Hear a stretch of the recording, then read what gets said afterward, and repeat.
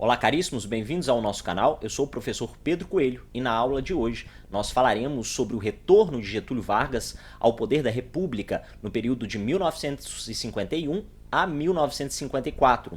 Foi pela primeira vez que Getúlio Vargas é eleito pelo povo. Vamos lá?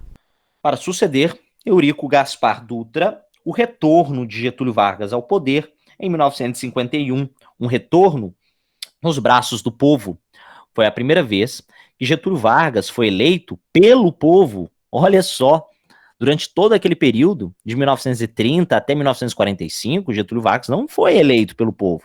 Nós sabemos que ele ascendeu pela Revolução de 1930, depois continua após o governo provisório no governo constitucional, só que em 37, antes mesmo das eleições, ele dá um novo golpe, o golpe de Estado, do Estado Novo, ficando mais um tempo no poder, até 45.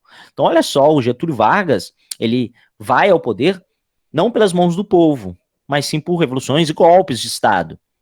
Agora, neste momento, ele vai ser eleito pelo PTB, né, candidato do PTB, e ele vai ser eleito, então, pelo povo brasileiro pela primeira vez. Nessas eleições, a UDN coloca novamente o brigadeiro Eduardo Gomes, aquele lá do famoso brigadeiro, mas perde as eleições para Getúlio. Bom, este governo do Getúlio ele foi pautado, pessoal, pelo referencial político do populismo. Ou seja, como eu disse, esse fenômeno político que não está presente somente no Brasil. Nessa época, o populismo é um fenômeno da América Latina.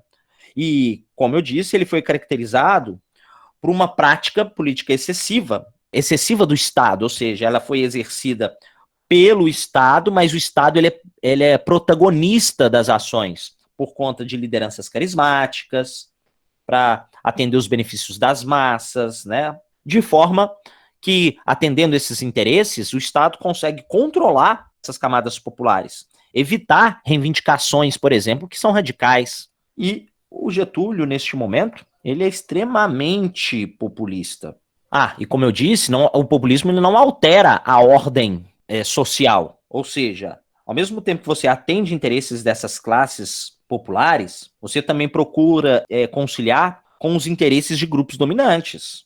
Nesse segundo momento que Vargas está no poder, agora num período democrático, né? Ele pega o Estado inflacionado, falta de recursos devido ao desgaste, né, do Dutra, os gastos excessivos do governo Dutra, uma crise econômica, mas também uma crise política, porque mesmo sendo, ele não vai conseguir evitar todas as manifestações. Existe greves, existem pressões da oposição, da UDN, uma oposição ferrenha, pesada contra Vargas no poder. Nós temos, então, de um lado, um nacionalismo varguista, onde que ele vai ser apoiado por sindicatos, apoiado pelo próprio partido PTB, apoiado por alguns grupos comunistas, né? Não existe mais o Partido Comunista, mas ele é apoiado por grupos comunistas, por estudantes. E do outro lado, nós temos o entreguismo da UDN, entreguismo ligados aos empresários norte-americanos, às forças armadas, ligados ao exército norte-americano também,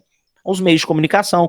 Então existia essa rivalidade entre um nacionalismo varguista e um liberalismo entreguista, liderados pela UDN. Aqui, o trecho da música da campanha eleitoral de Getúlio. Bota o retrato do velho outra vez, bota no mesmo lugar. Bota o retrato do velho outra vez, bota no mesmo lugar. O sorriso do velhinho faz a gente trabalhar. O sorriso do velhinho faz a gente trabalhar.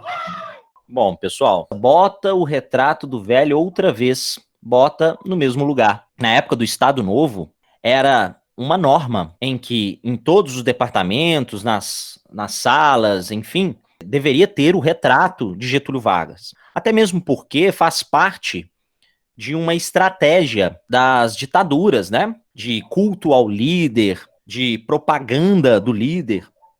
Então, as pessoas colocavam, e chegou até mesmo civis colocar o retrato de Getúlio Vargas nas suas residências. Olha só, além desse trecho do jingle da campanha de Getúlio Vargas, duas charges. A primeira, acima, nós temos ele em uma balança, equilibrando entre o trabalhador e as elites. E notem que o peso maior está para o lado das elites. Então há uma discussão aí, ele é populista e tem que criar um equilíbrio, né, para atender interesses populares e os interesses das elites. E abaixo, nós temos também uma charge onde ele pergunta ao espelho: espelho meu, existe algum governo mais popular que o meu? E o espelho responde: o seu é populista, sim, mas já democrático, nem tanto. O Vargas foi muito perseguido, mas ao mesmo tempo nós temos vários feitos importantíssimos de Getúlio Vargas que vão contribuir para o desenvolvimento econômico da nação posteriormente. Na fala de Lilian Schwartz, ela diz o seguinte, abre aspas, a manipulação populista não é, de maneira simplista, mas uma estratégia de políticos espertos para enganar o povo ingênuo.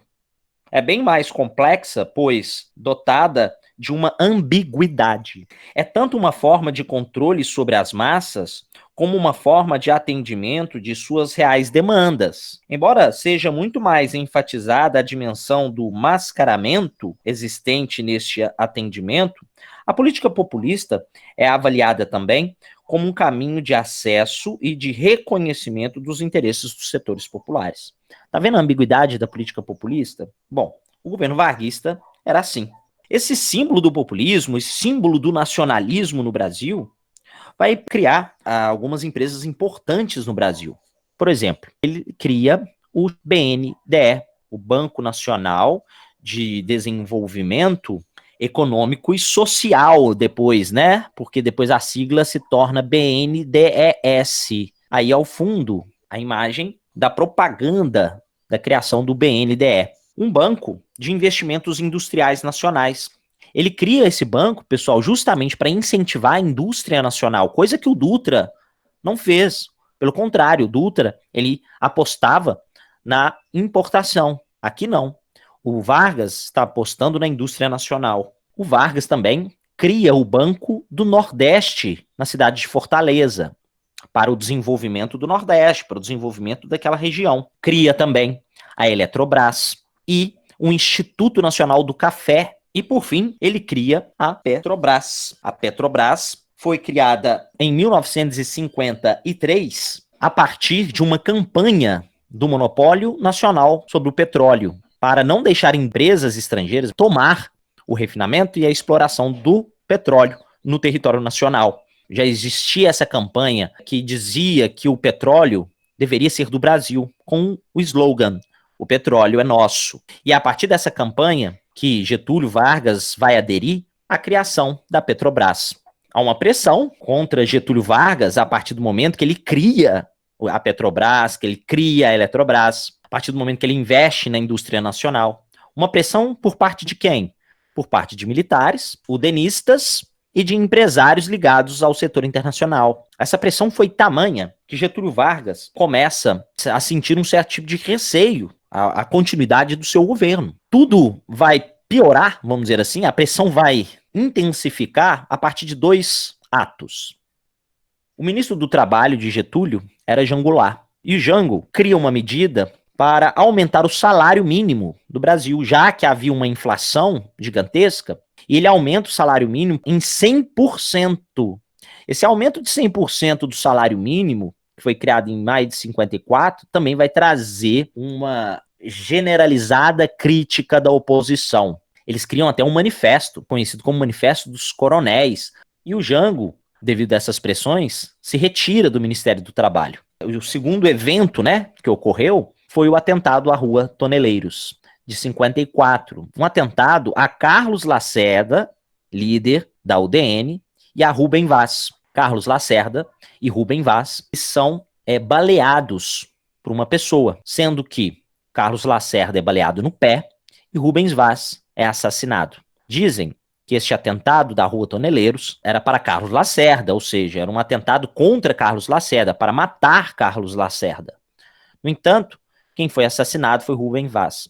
Alguns dizem também que Carlos Lacerda atirou no próprio pé e não foi baleado pela pessoa que cometeu o atentado. Aí a imagem ao lado mostra o Carlos Lacerda sendo carregado por soldados, pela polícia, com o pé já enfaixado. Este atentado, pessoal, depois da investigação de inquérito, Carlos Lacerda começa a falar, Getúlio Vargas, que foi o mandante né, deste atentado, durante o processo de investigação policial, eles chegam a alguns nomes que pertenciam à chamada Guarda Negra, que era uma espécie de guarda de proteção do Getúlio Vargas, seguranças de Getúlio.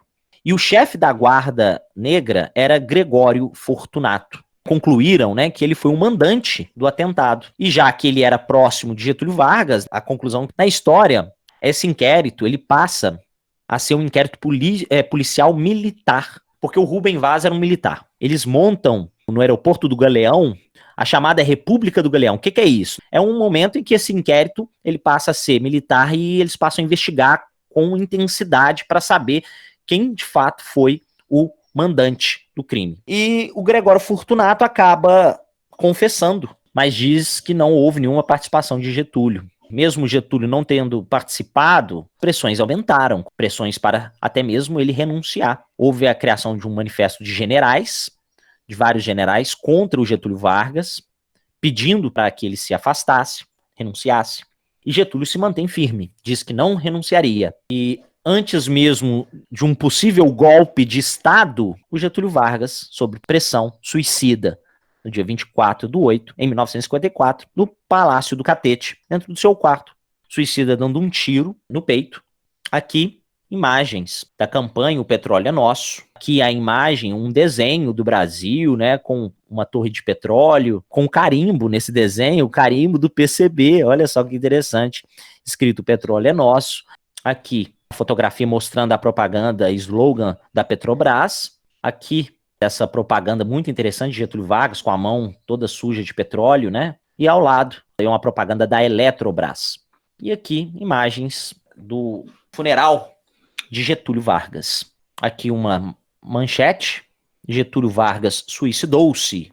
E o último bilhete de Getúlio, que ele escreve uma carta antes da morte. O pijama que ele utilizava e a arma que ele utilizou para se matar. Aqui, ao lado, uma imagem da carta, escrita por Getúlio, e um trecho, um pequeno trecho, né? Não é toda a carta, não, pessoal, mas um pequeno trecho da carta, o final. Meu sacrifício ficará para sempre em sua alma, e meu sangue terá o preço do seu resgate. Lutei contra a expoliação do Brasil, lutei contra a expoliação do povo. Tenho lutado de peito aberto. O ódio, as infâmias, a calúnia não abateram o meu ânimo. Eu vos dei a minha vida, agora ofereço a minha morte. Nada receio. Serenamente dou o primeiro passo no caminho da eternidade e saio da vida para entrar para a história. Esse é o final da carta, muito famosa, né? De Getúlio Vargas. Com a morte de Getúlio, nós temos então a ascensão do seu vice, Café Filho, do PSD. Olha, o Café Filho não era muito adorado por Getúlio. É esse personagem da sua esquerda, da imagem ao fundo. E o país passava por uma instabilidade política. E essa instabilidade é acentuada devido à crise de sucessão do poder. Para vocês terem ideia, após a morte de Vargas, 3 pessoas, né, ocuparam o cargo de presidência da República. Primeiro, o Café Filho, né, dando início a um curto período aí, que vai depois sair por motivos de doença, vai se afastar, supostamente uma doença cardíaca, viu, pessoal? E entra, então, o presidente do Congresso, o Carlos Luz. E o Carlos Luz, ele era opositor de um presidente eleito naquele momento, porque era ano eleitoral, em 54. E olha só, quem estava competindo nas eleições. Juscelino Kubitschek, de um lado, pela aliança do PSD e PTB, e do outro lado, do PSP, o Aldemar de Barros. E ainda a UDN coloca também um candidato, o chamado Juarez Távola. Então, nós tínhamos esses 3 candidatos, e quem vence as eleições, todos sabem, foi Juscelino Kubitschek, da aliança do PSD e do PTB. Tem uma vitória até mesmo apertada, com 36% dos votos somente. E ali ele cria uma oposição, por a eleição ter sido acirrada, né? Existiu muita resistência sobre a posse de Juscelino Kubitschek. Principalmente a UDN e as Forças Armadas se organizaram para que Juscelino Kubitschek não fosse empossado como presidente da República. Olha só. Então, nesse momento que o Café Filho assume, depois o Carlos Luz assume, existe essa briga pela posse do Juscelino Kubitschek. Bom, o Carlos Luz, como eu disse, esse segundo a ocupar o cargo de presidência da República, ele vai tentar dar um golpe de Estado, porque ele é opositor ao Juscelino Kubitschek e não quer aceitar a entrada de Juscelino. Mas existia um ministro, na época, um ministro de guerra, Henrique Teixeira Lott, um marechal. Esse ministro da guerra vai impedir que o Carlos Luz concretizasse esse golpe de Estado.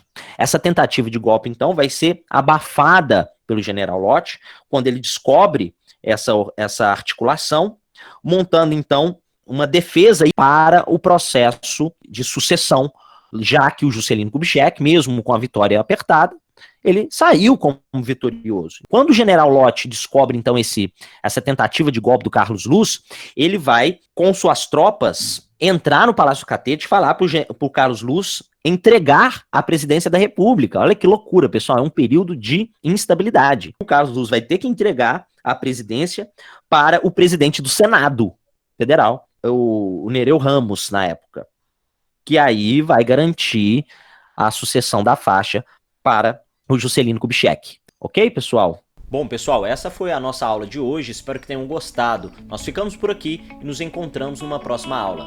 Tchauzinho!